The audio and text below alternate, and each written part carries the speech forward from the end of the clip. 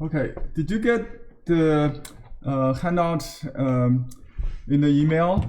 And I also sent another follow-up in response to Barbara's email, another essay I just wrote. Yes, I got it. You got it? Okay. Yes. Ron, right? Okay. Ron, can you do me a favor?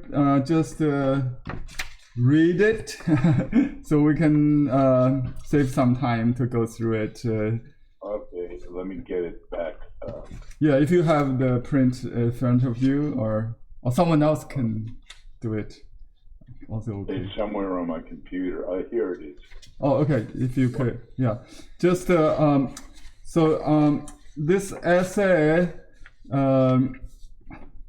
try to answer this question: why Chinese calligraphy and seal engraving occupies the highest point in art history or art forms. So we have 12 different forms of art so far in art history. Please go through that, and then we have a discussion. Why I'm preparing. All right. Yeah. I'll skip the salutations, the art of calligraphy and seal, visual music for the eyes. In the expansive garden of art, traditionally there were 8 sections: painting, sculpture, architecture, crafts, music, literature, dance, and theater. However, in modern times, 4 new sections have been added: calligraphy, seal carving, photography, and cinema. These 12 art forms together create a vibrant and dynamic landscape, each contributing to the rich tapestry of human creativity. Calligraphy, unique to Eastern culture, holds the highest position in the art garden. It is not merely the act of writing, but an expression of the artist's inner world. Every stroke of the brush in calligraphy embodies balance, strength, and grace, akin to a spiritual practice. This art form is the purest visual expression, directly appealing to the eye and surpassing even painting in its refinement. Painting. Painting shares a close relationship with calligraphy in Eastern tradition. It covers a broad expanse in the art garden and is the most developed of the visual arts.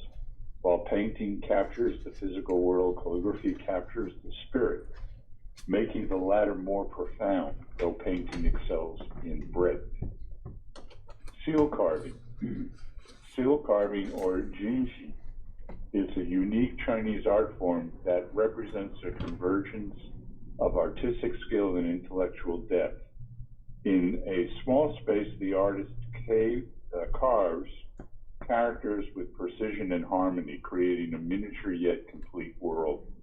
This art form demands a high level of appreciation and is often practiced alongside calligraphy and painting, further enhancing its significance. Sculpture. Sculpture, located near painting in the art garden, represents the art of 3-dimensional form. It primarily depicts human and animal figures and requires a deep understanding of both visual and spatial aesthetics. Sculpture is a sister art to painting, with each influencing the other. Architecture. Architecture is the practical application of art, blending functionality with aesthetic beauty.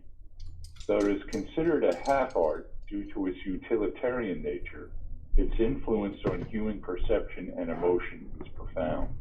The beauty of architectural forms affects societies on a large scale, making it a significant art form in the garden. Crafts. Crafts involve the creation of beautiful yet practical objects. This section of the art garden is like a marketplace, filled with items that serve daily functions while also pleasing the eye. Like architecture, crafts are bound by practical need, but still offer significant artistic value. Photography is a relatively new addition to the art garden, closely related to painting in its ability to capture and depict reality. Although it relies heavily on mechanical processes, photography has earned a place in the art garden due to its capacity to to convey powerful visual narratives. Music. Music, occupying the highest position in the western part of the art garden, is the auditory counterpart to calligraphy. It is the purest form of auditory art, appealing directly to the ear and possessing a unique ability to express the inexpressible through sound. Music and calligraphy, though different in medium, share a deep connection in their ability to convey profound emotions and abstract ideas. Dance. Dance is the art of movement, using the body as a tool to express emotions and ideas. It is closely linked to music and often relies on it for its full expression. Dance is sometimes called silent music because it visually represents what music conveys through sound. Literature. Literature, covering a vast territory in the art garden, is the art of words. It includes various forms such as prose, poetry, and drama, each offering a different way of expressing the human experience. Literature range is immense, although it is to capture every facet of life. Theater. Theater is the art of performance, where literature comes to life on stage. It combines elements of many other art forms, including music, dance, and visual arts, to create a comprehensive and immersive experience. Cinema. The newest addition to the art garden is like a mirror reflecting the other art forms. It combines the narrative power of literature, the visual appeal of painting and photography, and the auditory richness of music, making a powerful and versatile medium. Focus on calligraphy and seal carving. Among these 12 art forms, calligraphy and seal carving stand out as the highest and most revered forms in the Eastern art garden. Calligraphy is often described as visual music for the eyes, where each brushstroke is a note in the symphony of lines and forms. It is an art that requires not just skill, but a deep connection to the artist's inner self.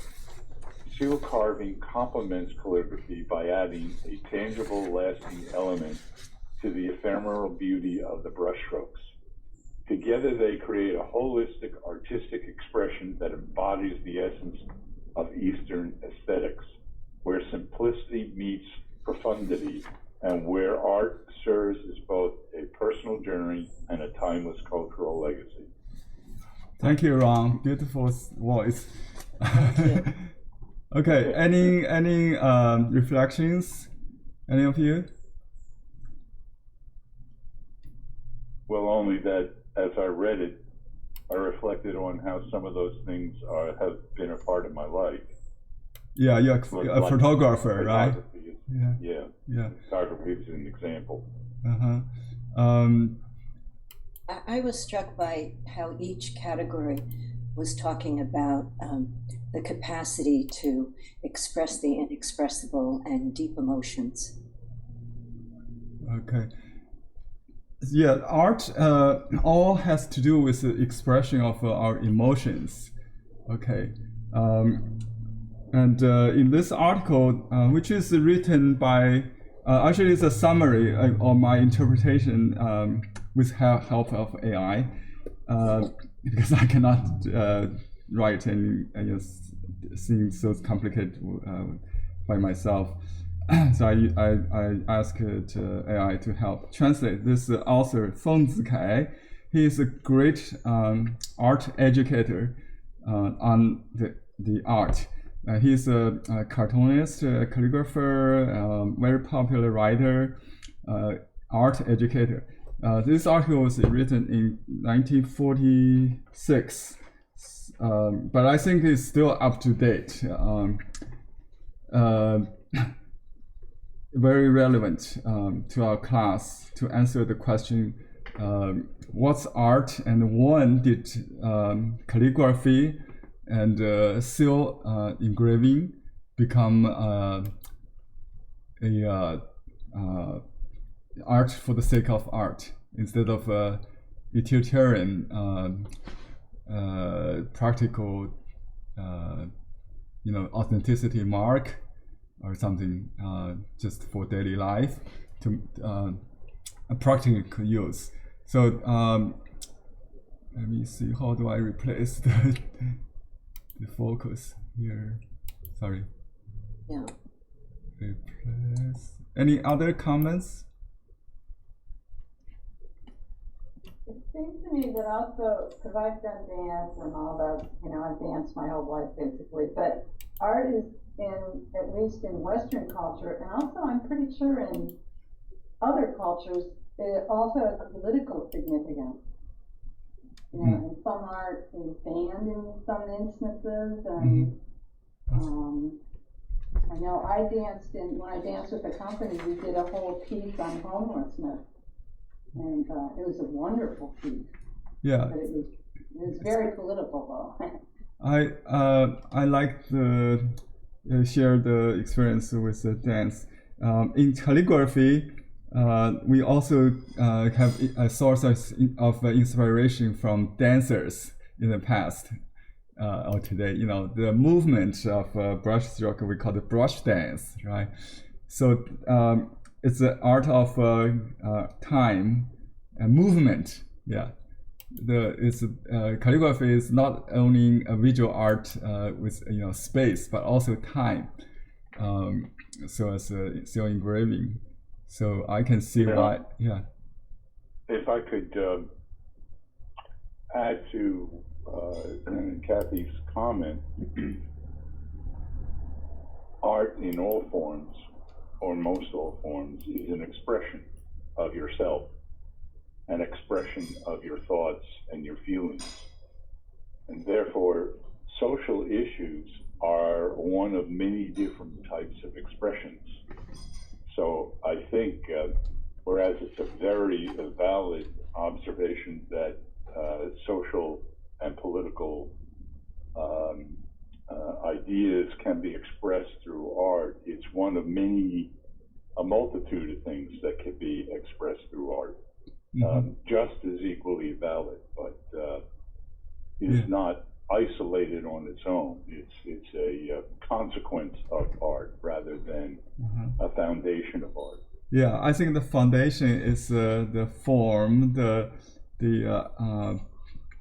pure art. That's why we think the classical music with no title, no concrete content is higher than a song, for example, a political propaganda song or something like a patriotic song or something. But it's still an expression of deep feelings of patriotism or other feelings of common society that shares. So as calligraphy and it's the purest form of visual art in abstract sense, but still, the content is literature, a story, philosophy. So it's a combination of many art forms into it. So that's why only Chinese culture developed this form of art in calligraphy and seal engraving. Among the 12, these two do not exist in the Western culture, right? We have decorative calligraphy, but they are considered like a crafts. Okay. So we will. I think we will compare calligraphy with the classical music. That's why they are the high cultural kind of. Anyway, just some random thoughts. And today we're going to talk about the origin of Literati seals, which is the beginning of a self-conscious artistic creation. It's developed from this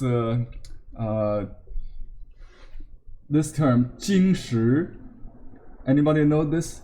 Bronze and stone, which means 金石 means the bronze inscriptions and stone carvings. In broad sense, it covers the seal engraving art. Okay, and it's a trend developed in the Song Dynasty. The intellectuals, Literati class, they start to compile catalogs, collect collect the ancient relics and make rubbings of stone steles on tombs of various dynasties, and from the bronze inscriptions, then study them, also including the bronze seals in the Han Dynasty. So their books on 金石学, actually it's also known as archaeology, 考古学. So for the first time, 考古, study of antiquity, antiquarianism become aesthetics, part of enduring pursuit of late imperial Chinese literati class. Understand? Any questions about the cultural background? Okay. Let me. I have a question, Henry. Yeah, go ahead. For the literati, like in historically, like the intelligentsia in other countries who developed, for theories and whatnot, it's not the same, but maybe parallel to developing something that expresses their thoughts and whatnot. I just wondered if the literati were they ever censored because of something they developed? Yeah, they are political censorship throughout Chinese history, but they are usually they could be what we call scholar officials. So they are aspired to become civil servants, civil official when they pass the examination. The bureaucratic entry exam, and if they are not successful, or for some political reasons, they will become what do we call this, hermit, or kind of dissent. Okay, sometimes political dissent. So they actually they could have different political stand, or different political backgrounds, and they have struggles, political struggles. Anyway, so in their private life, they all share some common culture, which is cultivate their integrity, the humanity through art, the pursuit of calligraphy, music, and so on. By the way, they are landed gentry class. Usually they are the village, what we call gentry. Gentry, older, like village heads or landlord. So how to say? So they don't worry about selling art for living like artists, or so they have their own source of life. Rely on land. They're not peasants, but they're owner of land. Okay, so this class and the official, the bureaucrats are the same. They provide the personnel, human resource for the official and the bureaucratic system. And the entry exam is a fair system that recruit based on Confucian classic studies and merits. So it's a very modern concept, just like in Western culture, you have to pass some entry exam to get into college, to get a government position. It's a fair recruitment system. It's not a bureau. It's not under the democracy, but the bureaucratic system is very modern, which is influenced the Western current political system, I believe. Mm-hmm. I don't know if I answer your question, but you have to study the Chinese history to have a full understanding. I do have this background. I can teach you a class on Chinese social mobility. That's my dissertation. Oh, wow. I just wondered if any of their seals would be censored. Oh, the seal sensors. Yes. In later time, I would maybe make some examples. Like after the Ming Dynasty, the royal family become refugees or exiled, and they had to hide their identity. So they make very hidden kind of meaning in their seals to on the one hand indicate the loyal, the former loyal family background, but also hide that if they reveal that, they will be killed, beheaded, right? So yeah, of course. That's censorship. Yeah. Political politics always there. Yeah, it's self-censorship. I have a question to follow up, which is, to what extent did the warrior class influence art in China? There's no warrior class in Chinese or knights, right? In Europe. Yeah. Feudal system does not exist after the first emperor unified China. There's no nobility in Chinese. Well, there are some period, like the period of disunion, is similar, most close to the European system of feudalism or Japanese feudalism. But in China, there's no feudal system after Zhou dynasty. No fiefdom, no inherited nobility. So in the Han dynasty, shortly after the Qing, the Chinese emperor is not born to a king or to an emperor, emperor's relative. They earned the throne through the meritocracy. Chinese system is much more meritocratic than Japanese, than European feudalism. And we developed this bureaucratic examination system in the Tang Dynasty, and that lasted for throughout the late Imperial Chinese history. Henry, there was nothing equivalent to the samurai in... No. It's a Japanese term. Don't be confused. That's very different. I know it's a Japanese term, but nothing. There was no equivalent. Oh yeah, it is in the Warring State period. The shi means gentleman.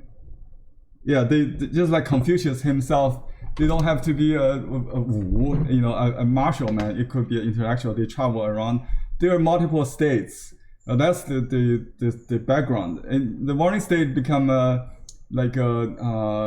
travelers, wandering warriors, right? They don't live in a country, right? They are not in the system structured like bureaucracy, right? I think to put it short, I don't have time to elaborate. Sorry, but I also learned Japanese history. I teach Eastern Asia cultural history. Korean is one of my 4 fields in doctoral study. Japanese is not, but it's very familiar to me. I also taught Japanese, and I have a survey class on all three countries, East Asian countries, Japan, Korea, and China. When I was teaching in Western University of Washington in Bellingham, I taught. The reason, Henry, that I asked the question was, of course, from a naive, uninformed Western view. My Taiji Shifu had me see the movie called Hero. You may have seen it, and in it it's that.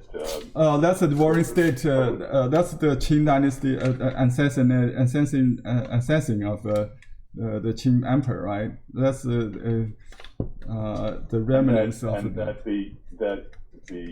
fighter, the warrior, whatever you want to call that's it. the remnants of a warrior in the Warring State period.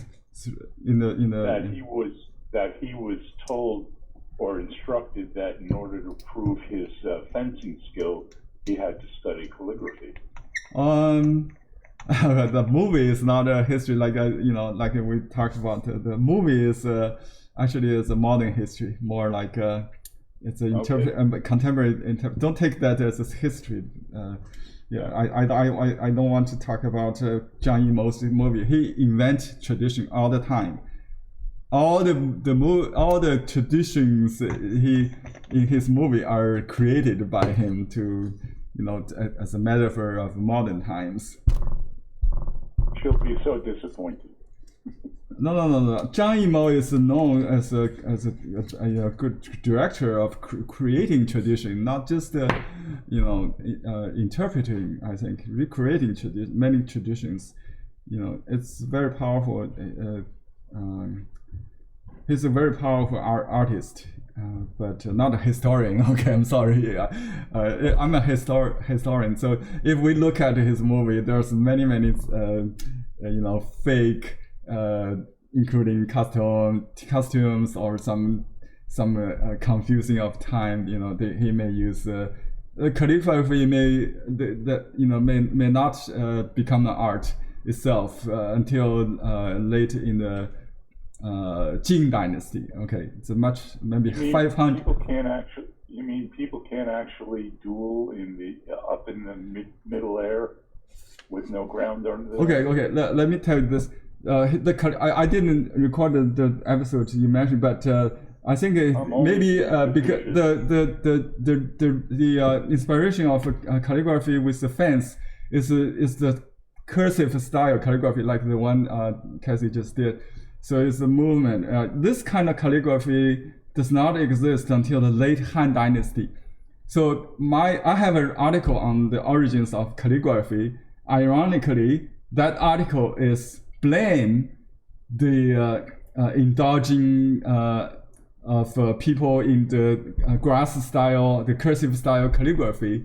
It blamed the calligraphy. It's called the 非草书, criticize the 草书, the cursive style, because it takes harder time to write, to learn, slower to write. It's not practical. That proves the first art of calligraphy is grass style. That the one I'm going to do today for Cassie. I thank Cassie for your commission. Understand? Calligraphy does not become an art itself until the late Han Dynasty, and later it developed into other styles. In the walking style, or in the hand of the Wang Xizhi, and we also have a lot of craftsmen who carve the stones, the tombstones. Later, the scholars treat them, see them as art, as source of inspiration. They like the naivety, kind of childish composition, that kind of. But when we talk about art, in calligraphy, we talk about the art of strokes, line quality, and the composition of one character. Then we talk about the composition of the whole thing, 4 characters or more.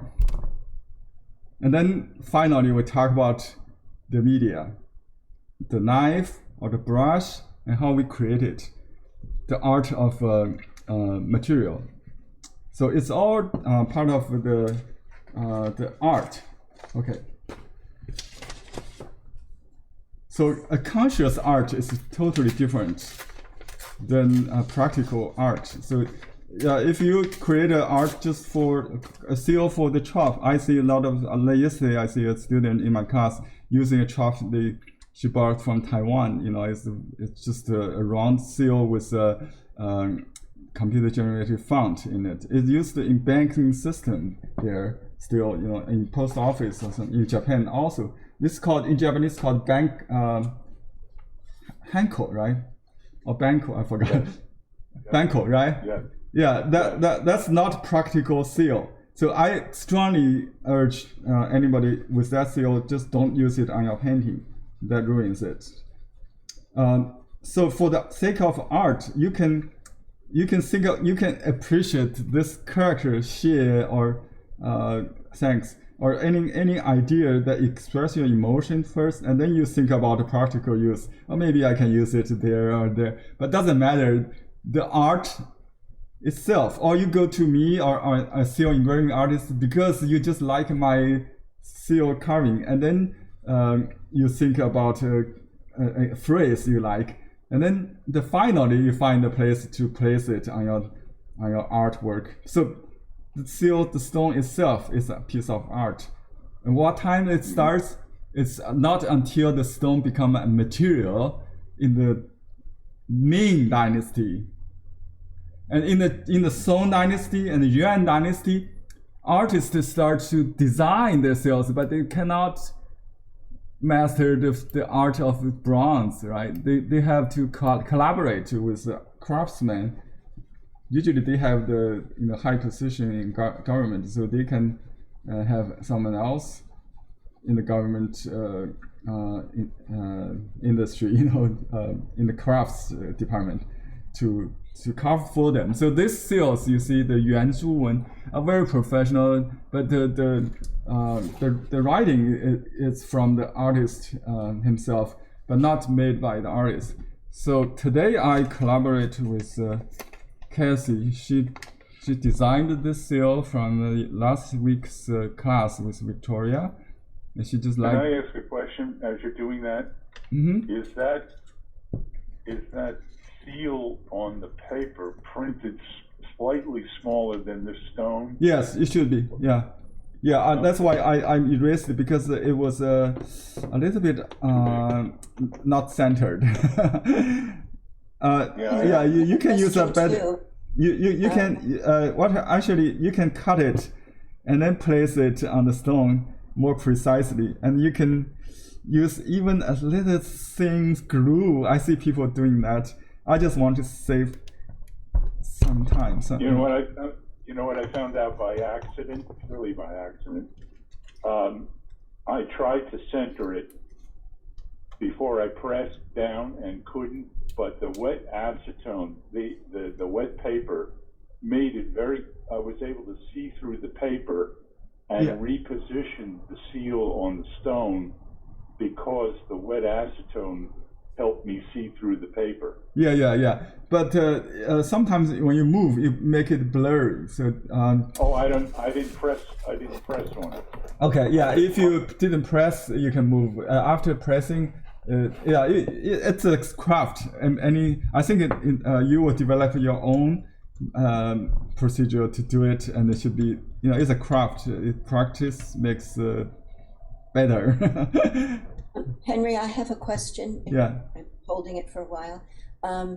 You mentioned a seal that we shouldn't use on our art, and I didn't know what you were referring to. The just like those standard script seals directly from a computer font, just like a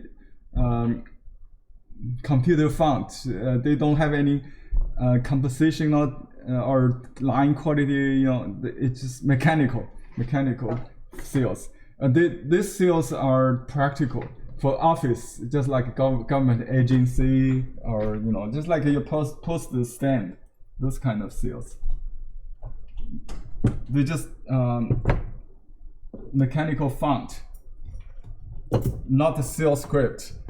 Even seal script generated by computer does not count. But you know, I have people just come to me, ask me about this. Okay, by the way, I have this new toy just arrived. This brace vase. Brace vise or vise. This clamp. It sells at 185. I have 3 available. And you can order right now if you need. That's the same as this slightly bigger one I normally use. Henry? Yeah. If you pin me, this is what's called a Japanese hanko. It comes in its own little case. Okay, let me It's see. actually carved in wood. Oh yeah. That indicates that it's a laser gun produced. Right. Yeah. And it even has its own little pad in the case. Yeah. Ink pad in the case. And this is used on your checks and your legal documents.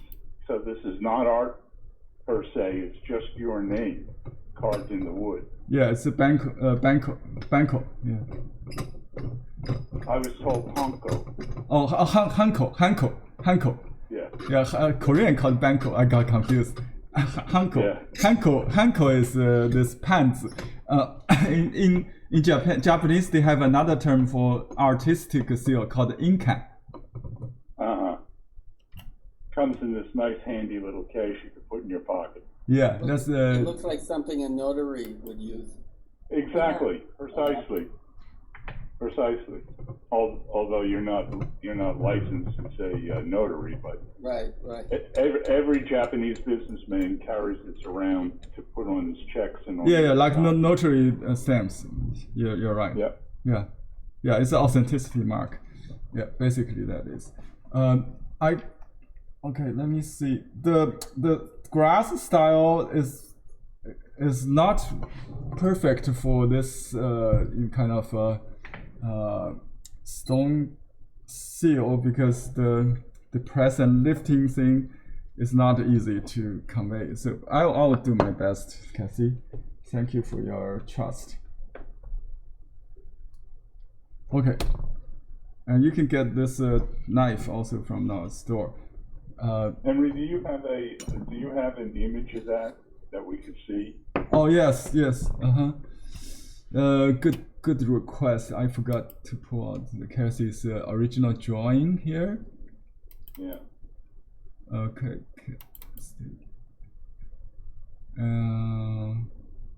Let me see. Okay, here it is. Let me close this PDF. Beautiful. Okay, these two are hand drawn by Cassie. Beautiful. We liked this one, and I asked Victoria. She likes this part, the final curve, the circle, that ends a little up, a little higher. So it's not because this one suggests that there's a character underneath it. That's too low. So this one is more complete by itself, content by itself, complete by itself. Understand? So on the computer, I recreated I combined the two. I just take that part from the second one here, so you can see it's a combination of these two. Understand, Cassie? Yeah. Yeah, I think Ron can do it. Ron can do it. Okay. Oh yeah, sure. So next time I will ask you to do it. Okay, now ready to carve. Okay. I'm not sure how to do it because it like I said, it has this kind of pressing lifting thing, but in general we have to do the opposite, like from thin to thick, because if you have done your carving, you understand what I'm talking about. So you cannot go deep to thin, right? But you can do that. Maybe someone will do that. So you can lift. I go deep. It's easier, right? So yeah. So let's start from this last stroke. Okay. I think you can see even better than I can. Let me take another pair of glass, double it. So now I can see better. I think that's the closest I can get. Can you see? You can see it? Yeah. Okay. Is there a way to zoom in the... Yeah, I already zoomed to, it's very small. It's only ½ inch. No, I mean for us. For you. Zoom. Yeah, I can put maybe on top of this. It's closer. I double the. I put this. Well, that's good. I put this. Maybe it's not stable, so I have to find a box. Maybe just like this. Why are we hearing water in the background? Water? Yeah, I'm hearing like a... Oh, maybe you should mute. Everybody mute if you're not speaking. Let me see. Participants. Mute all. Susie. Okay. Okay, I think. Yeah, it should be gone. I think it's not stable.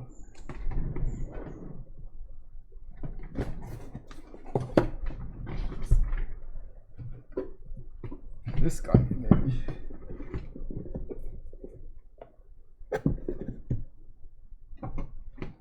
I'm not sure if that will hold. We're inventing some, but it's very close to my eye. I think it's good. Thank you, Ron. Okay, so I cut along one side.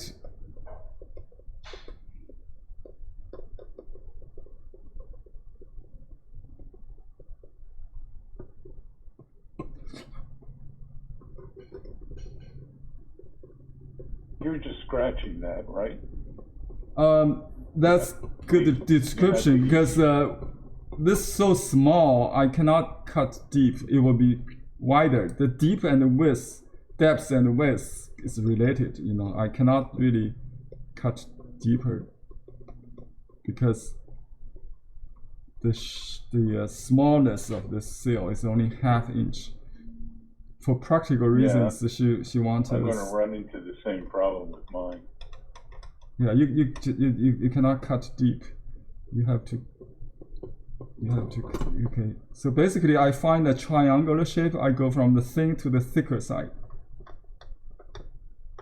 So I just kind of poke. It's You find this dynamic. Yeah. Okay, so I just find from the thin to the thick. So try to find triangles and combine different triangles.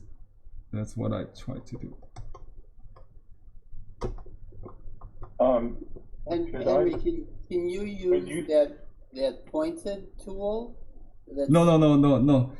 Pointed tool is not for you carve this kind of stone. It's for maybe with a chisel, you know, hammer to do the brass or other metal or something. Really? Because I've been using it. No. You cannot cut. You can only cut a line. That's not the way we do it. Line. No. You never cut a line. Any stroke should take no more than two cuts, left and right. That's it. No repeating, scratching, scribbling. That's wrong. Okay, look at this part. I will do 2 strokes to show you. That's the whole standard way we do it. One on my right side. Okay, one on my right side. The smooth side against that, right? Okay. And then one on the left side. You have to turn you have to turn the stone. That's why this vase helps. Or you can do, all the left side first and then right side. So you don't have to do it immediately. Right? You can arrange your time to do that. So basically, one side is chipping. Comment to David, there are smaller chisels. Yeah, I've seen the smaller chisels, but that pointy pen-like tool I found is good for luck. Yeah. But that's wrong. That's my when I was a teenager, I thought that too. I do have that. It's I use that for sometimes just take one pixel off on the final stage. I rarely use it. I have that. It's like you're talking about this one. Yeah. I can never do this. This is unstable. It's not. It will not deliver the kind of calligraphy stroke we're talking about. Yeah. So this. I was thinking of using a Dremel, but I was afraid Henry would come in my sleep and chisel my head. Okay, this hook is very fine. So I'll omit that little hair thing stuff. I just do it like this. So skillful artists, they just use. They don't care about detail. They just combine some, triangle shapes. If you look at the site inscriptions we talk about, from this period on, people also not just the artists not only carve the seal face, we call it seal face, and also the site inscriptions. So site inscriptions is a positive image. You have to rub it. Barbara noticed some tools the other day and she asked me, what's that? I said, it's a tiny rubbing pad. They used to rub the side inscriptions of the stones, on the side of the stone. Not meant to make stamps, but they are. But Henry, are you doing a positive or a negative inscription? Negative. Negative. Oh, okay. Negative. I cut the stroke directly. And I noticed the circle here has some nice turning point, like angular. So they're like a tangent kind of cut.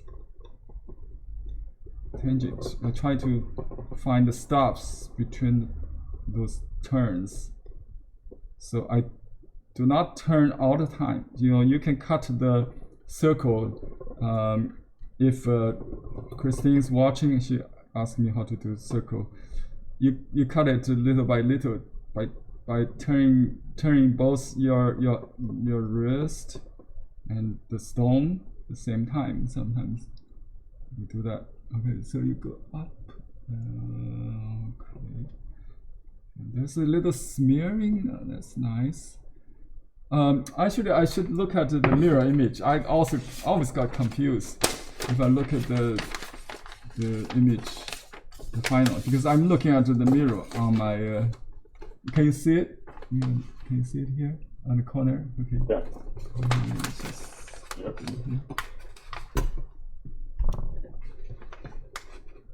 Yeah, you can see that. So I have to see it. Okay. So that's better, much better. So I can see where the smear goes. I kind of create a little smear. Those fusion point, we call it the fuse point, is very crucial. The crossing part. So they are not hard crossing. They kind of like a fuse point. On bronze seal, it's natural. Because the liquid bronze, they create this kind of fuse point. Fuse, like you connect to metal with what is it called, the tin, right? Some kind of fuse, right? You use the fuse gun, like a hot fire gun. to fuse the point. Those fuse point we call it in the seal engraving. It's very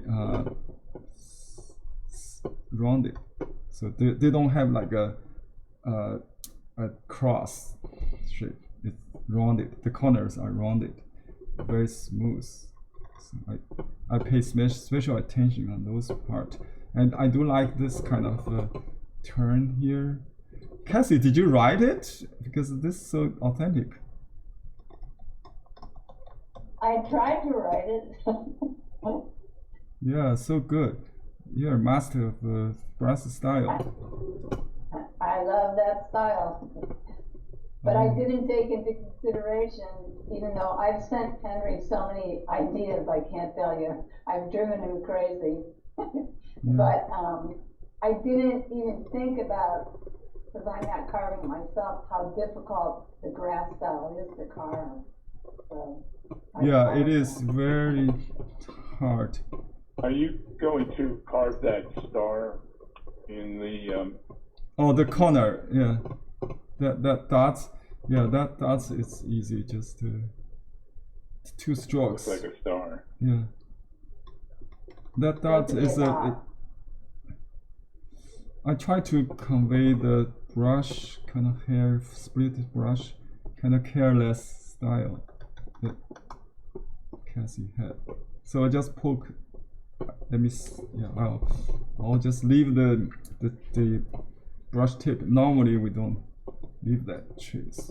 I want to convey that kind of random grass style. And I do like to hide this beginning stroke because it's like a Tai Chi. You're going down before you're going up before going down, right? So this is a hidden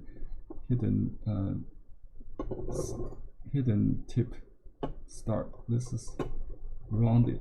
I should be very careful not to expose my brush tip.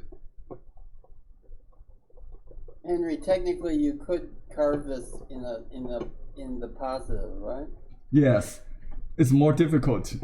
It's more difficult because the fineness of this kind of connecting part is so fine.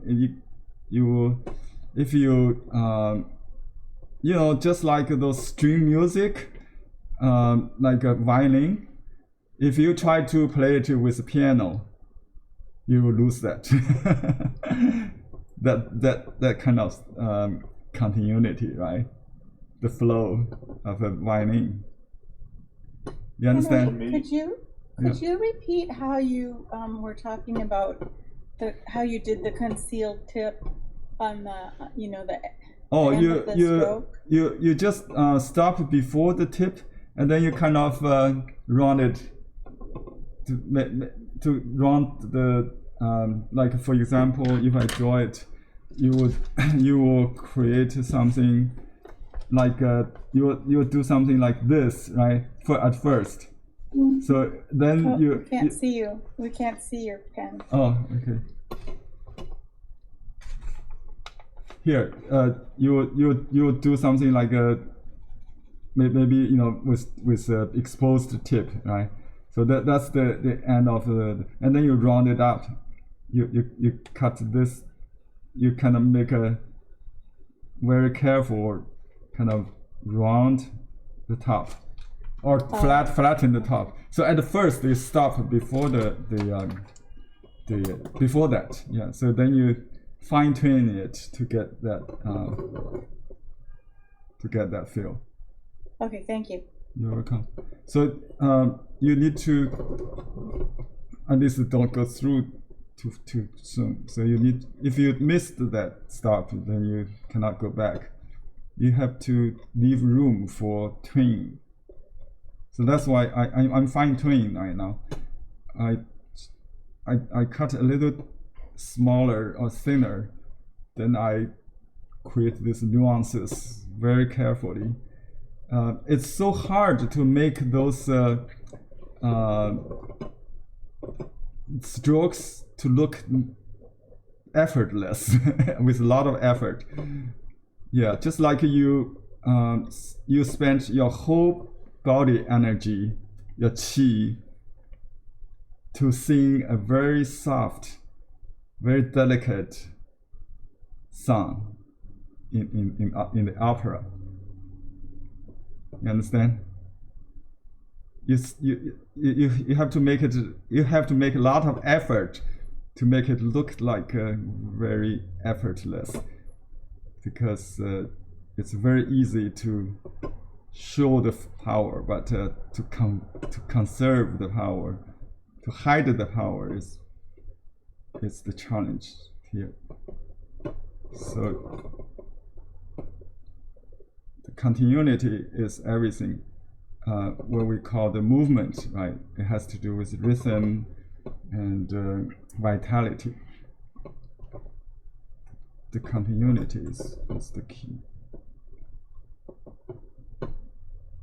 So I think I have to take consider some practical reasons, because if I leave it just like the design, it may look fine if you make the rubbing very, very precise, very thin, very light. If you have a thick paste or some, a soft paper, or it also depends on the surface. If you do it on a watercolor paper like you always do, right, then you have trouble because the thin stroke may not show well. So I have to make it a little thicker than I normally. Than the design, maybe, just to let it bleed a little bit. When even with bleeding, it still look fine. So I have to deepen it a little bit. So shallow, yeah, just like David said, it's like almost like a scratch right now. So you have to cut as deep as possible without hurting the shape.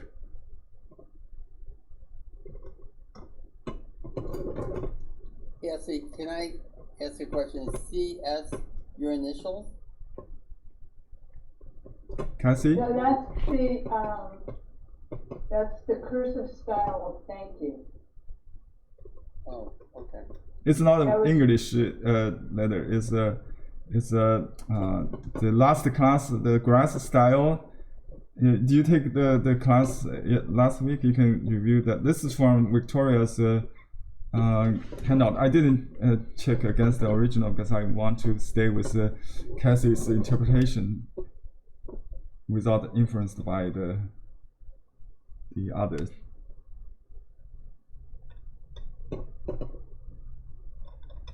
Henry, when you're fine tuning, are you going down the center? Yeah, I'm going down the center exactly. I just cut deeper. Thanks. I try not to broaden it. I just try. Yeah, at this point, maybe let me see if I can use the tool that David suggested. I think it's kind of. I think it just feels insecure because I don't know which side is which. It goes all those directions. If I use this flat, I know where it goes. You understand? It doesn't swing that much. I can kind of use the corner. You use only the corner to cut. So no matter how big this knife, you only use the corner. So yeah. So I think I'm out of time. So I'm going to just stop to show you what we got. And if needed, I will do some more after the class. So I round up these corners as usual. And we have some planned chipping here.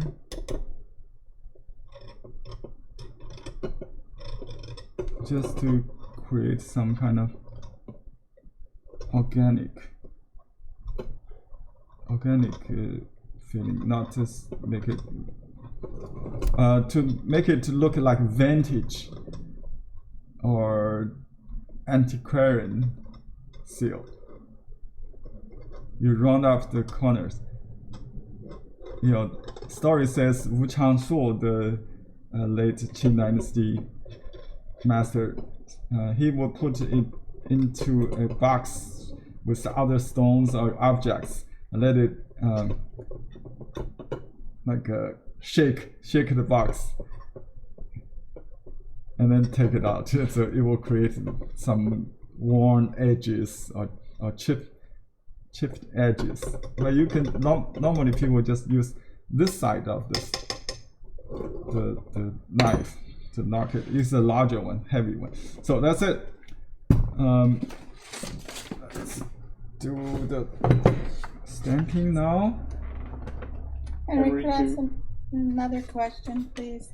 I don't recall ever seeing grass script on a seal before. Yes, that's what I told Cassie too. In the Yuan Dynasty, the signature mark, that's the last class. I think the last class, the signature mark, because they don't sign in Chinese, they just write unreadable thing. You know, even in the Song Dynasty, they create something like unreadable. Like Li Fu, the artist, the first literary artist, he also created his signature. His second character, he just used the two-stroke from that, so it's not a readable character. So we call that grass style, or signature style, just like cursive signature style. That's the exception. But you're right. On the stone seal, we rarely see them. That's why a single character is fine. If you do 4, you're out of room for sure. It will be very small. It takes a lot of space, right? So let me see. Where's my good observation. Yeah, the reason is because we have, like I mentioned, the art of calligraphy has to do with a soft brush. If it's not written with a brush, it is not calligraphy. We try to duplicate a calligraphy with a stone. That's wrong. Just like how can you duplicate the stone carved the effect, like in Han's stone steles. In calligraphy, we call that the taste of bronze and stone, like a cutting on the paper, right? I think Cassie also is aware of that. And like Victoria showed you the script of the seal or clerical style, they are originally carved on stone. And we can mimic that with brush relatively easier, but to mimic this brush on stone with a knife, it's almost impossible. So let's see how it works. So you have to really okay. If I'm not a calligrapher, say I cannot write. I know how to carve, but I don't know how to appreciate the art of this artist, Cassie. So I cannot do it because the craftsmen are not really artistic. They could be non-literal person. They may not be good at reading, writing themselves, but they have the skill to do bronze or that kind of. So only on stone it's possible that artists themselves, like me or you guys, can do both the design and the make.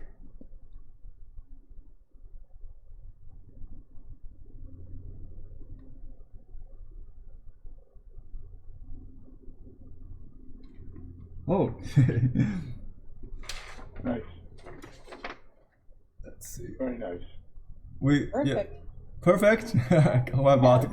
I think for me, I can still, still have some room to make the thick part thicker, but the structure is there. I'll broaden some part to make the contrast of press and lifting more artistic a little more. So yeah, it may take more time than the carving itself. So just you have to go like a very careful, because this is a art of deduction, not addition. You have to go slow. Yeah. So I'll let you go, and I'll you know the result. The target is on the screen already. We try to match that. So Thank you. and I'll send you the result later with the recording. Okay, I'll record it. So all the fine tuning, and I will also work on this one today, which is a new commission I got from a company, a Japanese and a cross-cultural marriage couple. they ran a business called Forking Path. They told me the story, but I forgot. It's from literature. Forking Path. So we worked on some interpretation, which would be understood both in Chinese and Japanese as a 分歧径路, so forking trails or something like that. And the 9 folds are too complicated, so I reduced one loop, one circle, one band with I broadened, so give me a little room. So I did a lot of editing with that to make it practical on a 1-inch seal. But now they ask for a 1/2 inch. I told them I can only do this style, the negative style, and they haven't decided yet. You know what I'm talking about. Customers. You're right, I do. So good luck with you guys. I'm looking forward to see your new seals. Hope you enjoy the class, and Thank you, Henry. bye bye now. Thank you. Thank you. Thank you. Thank you.